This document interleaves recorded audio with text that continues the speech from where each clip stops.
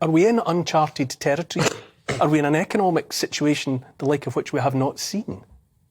I don't think we are in terms of how, this isn't the 1930s. There's a welfare state. There's all kinds of checks and balances in the modern world, which there weren't even in living memory. So I think we should say that at the outset. But it certainly feels like the 70s when you and I were wee lads, Neil, if I may use that terminology. We are in a situation where inflation is going to get well into double digits. The official number now is 9%.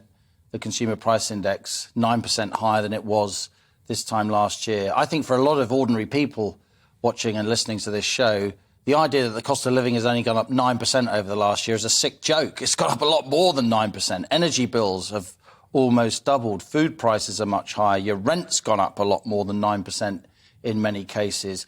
Interest rates now are 4 times higher in terms of where the Bank of England has set them than they were this time last year. So I do think inflation's high. That feels like the 1970s.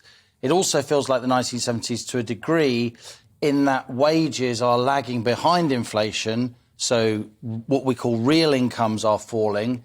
When real incomes are falling, purchasing power is falling, that really slows the economy down. We were meant to be in the middle of a V-shaped recovery. That's what we were telling ourselves during the pandemic we could look forward to. And yet, a combination of factors, coming out of lockdown, the global economy has not fully rebooted and big parts of China are still in lockdown, big what we call supply chain issues. A lot of the world's cargo ships are still in the wrong places.